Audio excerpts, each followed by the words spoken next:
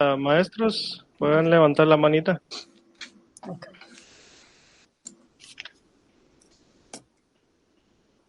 Maestra Elda Rivera Calvo. Muchas gracias, maestro Carlos, por sus reflexiones que nos dejan pensando y creo que la principal conclusión con la que me quedo es que siga la esperanza, ¿no?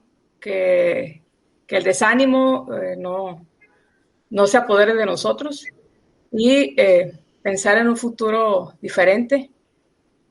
Hay toda una línea, ¿no?, en enseñanza de la historia sobre la enseñanza del futuro, que usted comentaba, ¿no?, que como historiadores nos ubican en el pasado, pero realmente los historiadores estamos en los tres tiempos, ¿no?, de manera dialéctica, y pues eso se tiene que enseñar en la escuela, ¿no? Pensar que el futuro puede ser distinto y que ese futuro será distinto en la manera en cómo participemos en el presente, ¿no? En nuestras acciones. Respecto a lo que usted comentaba sobre la idea de un Estado global, fue algo que me dejó también pensando. ¿Cómo pensar en un Estado global con esta fragmentación política que usted decía? Y sobre todo, ¿qué hacer con los intereses, ¿no?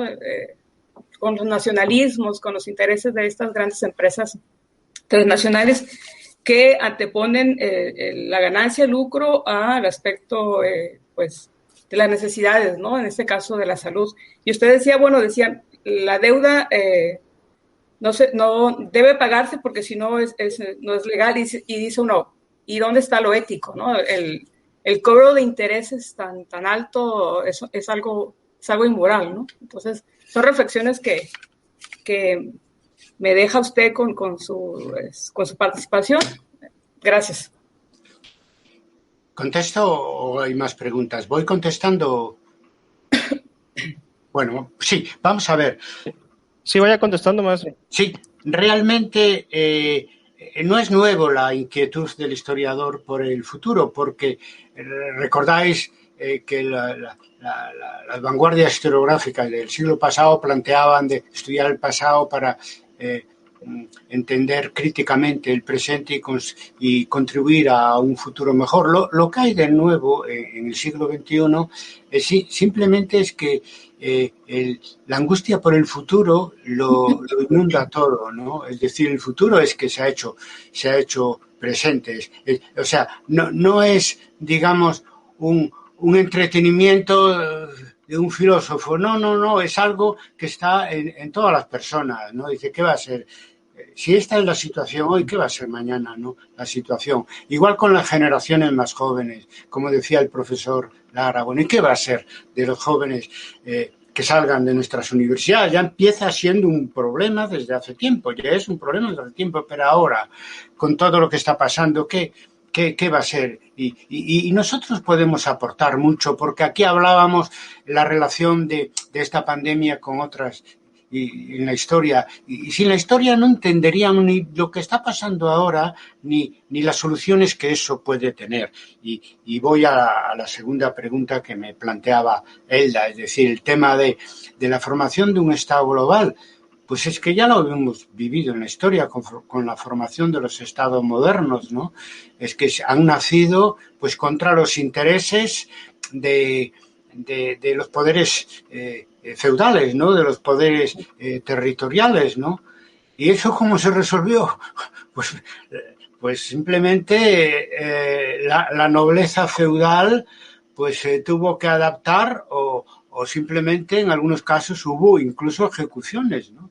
Por parte de los monarcas monarcas de finales del siglo XV y principios del siglo XVI. Es que hay que dominar a esa clase dirigente que en un momento dado pierde el apoyo del conjunto de la sociedad, en este caso de la sociedad global, y se transforma en un estorbo para el desarrollo no solamente de la sociedad y por una cuestión ética, para el propio desarrollo de las fuerzas productivas, ¿no? Por lo tanto, es que claro, para que transitáramos del feudalismo a la modernidad con el Estado moderno, sobre todo, hizo falta pues una revolución. No es necesario que sea una revolución de ocupar las calles o con armas o eso. No, un cambio radical, de fondo, y no sabemos las formas que eso puede tener. Lo que pasa es que hoy en día tenemos el instrumento que en otras épocas históricas no había, que es la democracia, que ha permitido en una parte de América Latina, lo que se llamó la América bolivariana, pues que fuerzas transformadoras desde el punto de vista social, político y económico, pues alcanzaran los gobiernos, ¿no? Lo sabemos, con un resultado, pues más o menos, había que discutir, incluso diferenciar según los países, pero en todo caso la democracia debía permitir esto. Es decir, que en algún momento los estados tendrían que ponerse de acuerdo para conceder más atribuciones, primero de manera provisional y después constituyentes a lo que hoy es la ONU, o bien creando un nuevo organismo o bien dando poderes a la ONU que le permitan transformarse en, digamos, lo que sería un gobierno provisional. Y no digo una cosa del otro mundo, porque aquí se ha hecho el G7, el G8, el G20, se han cansado de crear organismos para ponerse de acuerdo los grandes estados entre sí, todos desaparecidos durante esta crisis, todos. Es que ni se han reunido. Pues igual que han sido capaces de hacer eso, tienen que ser capaces de crear estructuras realmente con poder en el mundo que hagan frente a todas estas amenazas, porque o todos o ninguno.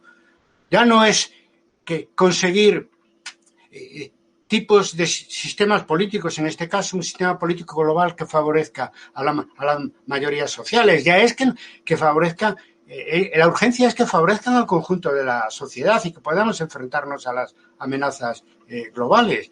Y eso la historia demuestra que sí se puede hacer. Ahora cuesta mucho trabajo porque hay muchos intereses que se van a resistir. Por ejemplo, yo conozco mejor el caso de Europa. En Europa hay un mercado común, pero no llegó a cristalizar una unidad política y social. Bien, y siguió funcionando la fragmentación en estados que se ponían de acuerdo, todavía hoy se ponen de acuerdo, etcétera, y una Comisión Europea y un Parlamento Europeo que tienen pocas atribuciones, menos que las que tiene una comunidad autónoma en el Estado español. ¿Qué queréis que os diga?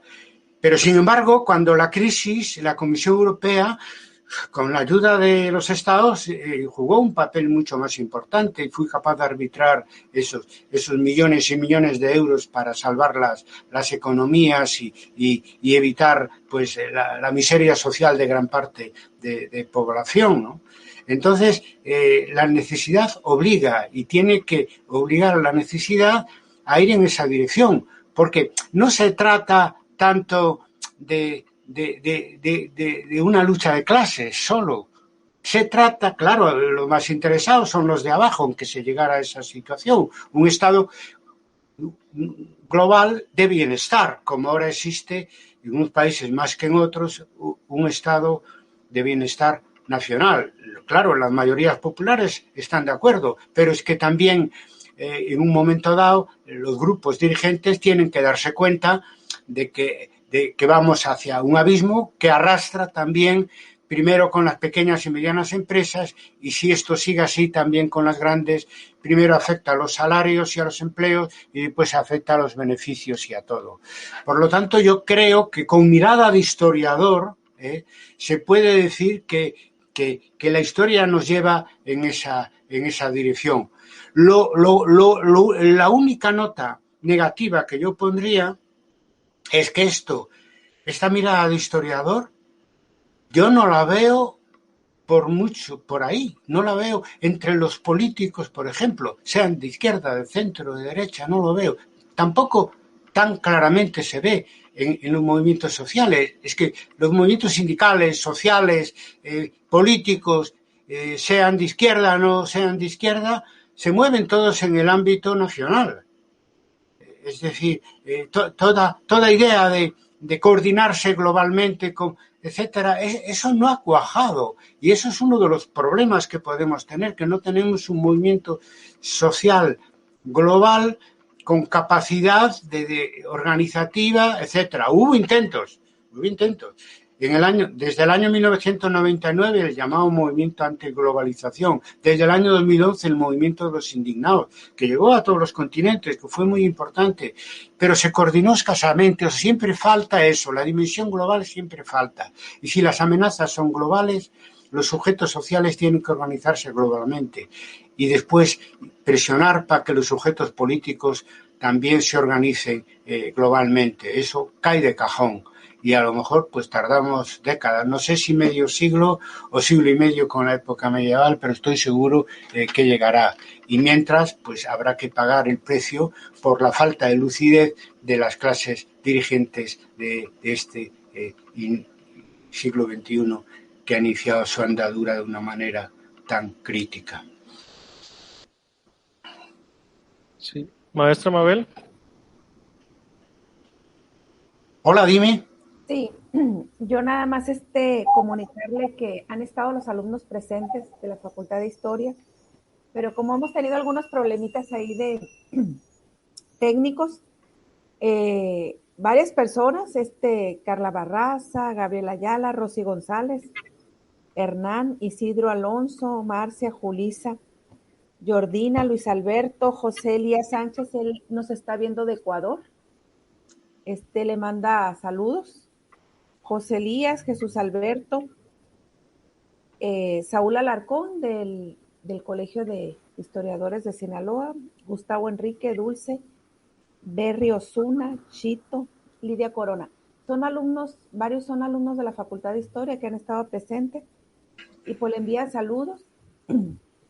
Y yo, en lo personal, pues me llama la atención lo que ha comentado sobre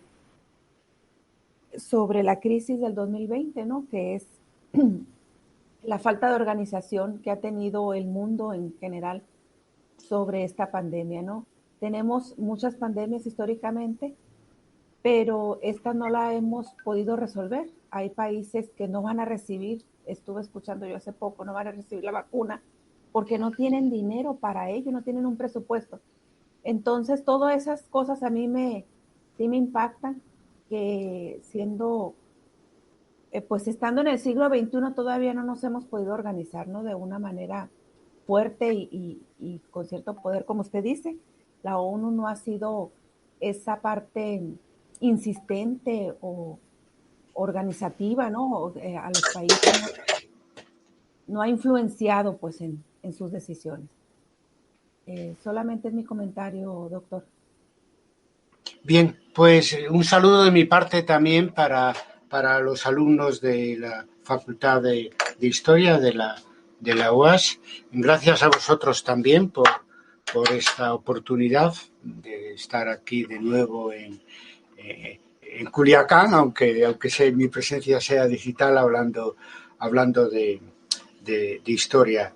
Sí, yo he tratado de mirar hacia adelante, pero la desigualdad en la distribución de las vacunas es espantosa, la situación que está creando, porque los países con dinero podemos, yo hablo desde España, pagar la vacuna en un tiempo récord, y los que no tendrán que esperar. Lo único arbitrado hasta este momento para solucionar eso, que es grave, los demás, en el fondo es decir, los demás que se sigan muriendo, ¿no?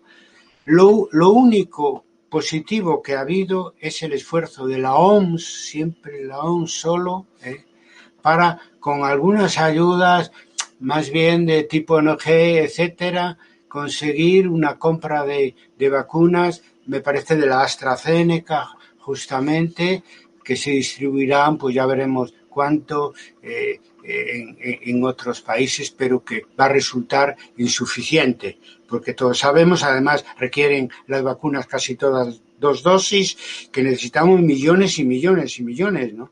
Mira, el 16% de la población, los países que tienen el 16% de la población, monopolizan el 60% de las vacunas que están distribuidas. Por eso yo dije que nos sentamos ante un polvorín, ¿no? Porque que puede estallar en cualquier momento, no solo por las desigualdades sociales, que también podríamos hablar en cada país generadas por la crisis, sino también por la desigualdad territorial. No sabemos por dónde saldrá todo eso, pero el problema está ahí. Eso solamente una autoridad mundial podría resolverlo, y la autoridad mundial, que es la OMS, pues es una autoridad sin competencias, sin poderes ejecutivos ninguno, solamente, como la ONU, puede aconsejar, nada más. Y los acuerdos que ha habido con capacidad concreta para negociar y para llegar a conclusiones, ya me referí antes a la G7, G8, G20 y todo eso, pues son por intereses de estados concretos, o bien en la ONU por cuestiones de seguridad en un momento dado. Afortunadamente, ahora no vivimos una situación en el mundo realmente pacífica en cuanto a la guerra entre los estados y todo eso, quitando algunos conflictos localizados, ¿no? Pero, sin embargo, tenemos una guerra con nosotros mismos, con la propia naturaleza, que nos hunde, ¿no? Hoy ya no será como en la época de la Guerra Fría un holocausto nuclear, será un holocausto ecológico, ¿no? Lo que nos puede hundir, no sabemos. No sé si os disteis cuenta de que siempre nos toman por sorpresa, es decir, la crisis del 2008 por sorpresa, la crisis del 2020 por sorpresa. Es decir, que no hay nadie que se esté preocupando, no hay nadie que esté al mando, ¿no? Y que se esté preocupando de qué pasa, por dónde puede salir la crisis ecológica mañana, ¿no? Porque hay varios tipos de catástrofes naturales. Una es la pandémica, pero hay otro tipo de catástrofes naturales. ¿Alguien está vigilando eso? No. Para que hubiera alguien que estuviera vigilando esto, ¿qué haría falta? Pues muchos recursos, y muchos recursos públicos, como todo, que hoy están enfocados pues nada en los ámbitos de cada uno de los estados, etcétera. La ciencia ha demostrado en esta crisis una gran capacidad de respuesta, incluso de colaboración entre sí, ¿no? Pero claro, eso necesita muchos más recursos, y por encima de la ciencia tiene que haber una autoridad política que lance las políticas adecuadas, valga la redundancia, para hacer frente a las amenazas. Eso ha funcionado bien en el Estado. Los estados que se supone que por lógica histórica también, pues se acabarían disolviendo por el proceso de globalización, han adquirido una nueva vida, porque ha sido el valladar y el escudo que nos ha defendido de esta amenaza pandémica, pero es insuficiente, entre otras cosas también porque ha sido una jaula de grillos el mundo, ¿no? Ha sido una jaula de grillos y de codazos para ver quién consigue esta vacuna o la otra. Entonces eso tiene que cambiar, el tipo de gobernanza mundial tiene que cambiar, y esto yo estoy seguro que lo está viendo mucha gente a la vez, pero a lo mejor la gente que tiene poder para cambiar las cosas pues no lo hace, y desde luego los que están en la política tampoco lo están planteando, porque se está planteando lo que uno tiene alrededor, y porque hoy la actividad política, incluso en la izquierda, pues está orientada a controlar los estados en los que se habita. No se plantea, ojalá volvieran los tiempos de la Primera Internacional, donde estaba claro de que la revolución que se predicaba tenía que ser mundial o no sería, ¿no? Pues ahora, sin llegar tan lejos en nuestras aspiraciones, nos gustaría tener militantes y políticos que vieran claro que es necesario una acción global, porque las amenazas hoy en día son globales, y cuando las amenazas se concretan, aunque yo digo que nos afecta a todos, claro, a la mayoría popular le afecta más. Dije antes que todos mueren, los ricos y los pobres, por el coronavirus, pero los pobres simplemente mueren más también, porque son más y están menos protegidos. Gracias, maestro. Una pregunta del Facebook del profesor Rigoberto Rodríguez. Dice, hola Carlos, te saludo y agradezco compartas con los sinaloenses tus reflexiones. En las conferencias recientes has mencionado que el enfoque de la globalidad es reivindicado por historiadores en diversas partes del mundo, entre ellos los norteamericanos. Te agradecería me señalaras algunos autores y los trabajos en que se expresan esa globalidad. Por lo pronto he tenido la oportunidad de revisar la obra de Lin Hun. Sí, vamos a ver, ya conozco esa pregunta porque Rigoberto me la ha enviado a través de Facebook. Yo cuando hice esa referencia a los historiadores norteamericanos, me refería a un aspecto de la historia global que es lo que ellos llaman la historia mundial como historia global, o sea, la necesidad de hacer una historia de la globalidad, no solo en la actualidad, sino en otras épocas pasadas, que desde Historia de Debate estamos apoyando. En el año 2000 hemos abierto un debate ya sobre ese tema de la historia mundial, y en el tercer congreso, en el año 2004, hubo una sección sobre la historia mundial como historia global. Por lo tanto, es uno de los aspectos a tener en cuenta. Hay cosas, decía Lara, ¿no?, que inconformes que han ido planteando cosas antes de esto, pues también desde otras áreas, yo también lo dije, pues están planteando cosas interesantes en lo que toca a nuevos paradigmas, como es en la historia mundial como historia global. A Rigoberto ya le pasaré, que de hacerlo después de la conferencia, bibliografía específica. Muy bien. ¿Alguien más, maestros? Creo que Rafael quería preguntar algo. Sí, maestro. Adelante. La verdad que nos deja con esta conferencia muchas preguntas, ¿no?, sobre el comportamiento humano, político, social, económico, global que se está originando, sobre todo en esta pandemia. ¿A qué le atribuye usted esta descoordinación que hay sobre este tipo de situación? Estamos viviendo, yo creo, otra realidad a la que no habíamos nosotros visualizado, pero sí, claramente, usted lo ha mencionado, esa descoordinación. ¿A qué le atribuye? Esa sería la pregunta. Bueno, yo creo que a la cortedad de miras de los que gobiernan el mundo, me refiero a las grandes multinacionales, ya lo dije, a los grupos financieros, porque si no se plantea el tema de la autoridad política mundial, pues gobiernan los que ahora lo siguen haciendo, que son entidades económicas, que son las que controlan el Fondo Monetario Internacional, son las que controlan el Banco Mundial de Comercio, la OCDE, etcétera, ¿no? Entonces a ellos les va bien así.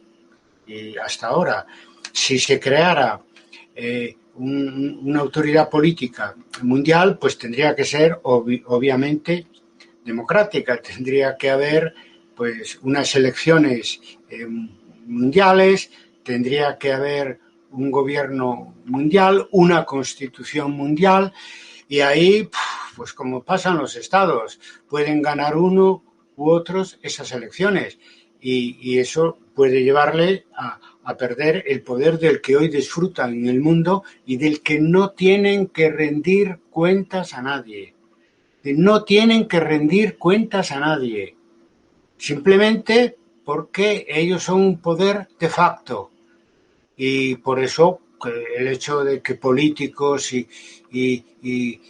ideólogos, pues frente a esto no hayan alzado la voz, podrían decir, bueno, es que no vivimos tiempos, y seguro que lo dicen, o por lo menos lo piensan, de utopías. Sí, pero el problema es que vivimos tiempos de urgencias, y esto que estamos planteando es una urgencia, ¿no? Y es una urgencia de momento para las clases populares, que, claro, igual que ganan las elecciones en los estados, pueden ganar las elecciones en un ámbito político mundial, pero también puede, en un momento dado, va a ser una urgencia para los que dirigen, porque no se puede dirigir algo que se cae a trozos, en definitiva. efectivamente, es necesario encontrar otro nuevo equilibrio. En realidad el problema es muy sencillo. Aquí vivimos una globalización galopante en el terreno económico, en el terreno de la comunicación, en el terreno de las fuerzas productivas, del comercio, es decir, de la economía y la sociedad, pero no existe una globalización política, se escapa de eso, no existe una globalización política. ¿Quién gobierna todo eso? Antes nos lo planteábamos respecto a los poderes financieros, ¿no? A partir del momento que generaron la crisis del 2008. Pero hoy ya no es tanto ese el problema, que lo sigue siendo, sino el problema son las amenazas globales que se ciernen sobre el conjunto de la humanidad. ¿Quién se encarga de eso? ¿Los grandes bancos? ¿Las grandes industrias multinacionales? Necesitamos una autoridad pública mundial y solo puede ser democrática, con un gobierno, una constitución y unas elecciones, que a lo mejor esa autoridad, por las diferencias que hay en el mundo, no cubre todo el planeta, pero bastaría con que cubriera una parte importante del planeta y que demostrara con el ejemplo que ese es el camino a seguir. Por muy difícil que sea, necesitamos, como se dijo al principio, y yo insistí en ello, lo decía Elda, también esperanza, ¿no? Y objetivos en este siglo que comienza con una fuerza inusitada. Hemos tenido una crisis en el primer decenio, otra crisis en el segundo decenio, y no sabemos qué va a pasar en esta misma segunda década. Es necesario lanzar objetivos y después una acción política y social que ya no depende de los académicos, naturalmente, sino que depende de que cojan el balón en su mano, pues los que tienen capacidad de iniciar una acción social y una acción política fuera del ámbito local y nacional, porque claro, el ámbito nacional ya es un ámbito local en este momento tan de globalización tan aguda, porque de eso no tengáis dudas, pasada la pandemia, la globalización seguirá a ritmo acelerado, tanto en cuanto a calamidades como en cuanto a desarrollo de fuerzas productivas. Pues ¿cuánto vamos a tardar en plantearnos el problema del Estado global? Pues cuanto más tardemos, peor para todos. Muchas gracias, maestro. Maestro Citlali, le cedo el uso de la voz. Mariana. Ya. Muchas gracias, doctor Carlos, por sus palabras, y nos quedamos reflexionando. Incluso voy a aprovechar para invitarlo. Ahí Mabel se va a contactar con usted para que nos haga el favor de acompañarnos en uno de los programas de radio que tiene nuestra Facultad de Historia, pero para que nos hable, ¿no?, de la necesidad de tener historiadores, ¿no?, y su labor en la sociedad, y la necesidad, ¿no?, de como usted comentaba, ¿no?, que los gobiernos hagan uso, ¿no?, de los historiadores, porque en verdad sí hace mucha falta, ¿no? Y ahorita que decía usted que los políticos no están interesados o no le han puesto el rigor, ¿no?, que se necesita con esta pandemia, déjeme decirle que sí, hay algunos, por lo menos aquí en el estado, ¿no?, algunos candidatos, ¿no?, o presidentes de partido, ¿no?, que están muy insistentes, ¿no?, sobre todo en el cuidado de la sociedad, ¿no?, como quien dice, lo que nos toca hacer como seres humanos, ¿no?, ante esta pandemia, y no tanto dejarlo a los gobiernos, aunque sí tienen mucho, ¿no?, mucho que hacer, y dejan mucho, ¿no?, que decir y que desear, pero pues nosotros también hay que poner nuestro granito de arena, ¿no? Y como usted dice, ¿no?, esperar que la vacuna nos llegue y nos llegue pronto, y por lo tanto mantenernos vivos y mantenernos sanos y mantenernos aquí. Yo le agradezco, doctor Carlos Barros, que nos haya acompañado el día de hoy, y agradezco a quienes nos sintonizaron, y este video pues va a quedar grabado, ¿no?, para que lo vean próximamente. Agradezco, doctora Elba, maestro Aragón, doctora Rivera Calvo, Mabel y Omar. Catarino, muchísimas gracias. Despedimos esta transmisión dándoles un cordial abrazo, y la Universidad Autónoma de Sinaloa pues tiene las puertas abiertas para todo el que quiera presentarnos temas tan importantes como nos presenta el doctor Carlos Barros el día de hoy. Muchísimas gracias. Gracias a vosotros. Cuidaros. Gracias, maestra. Adiós. Adiós. Gracias, Omar.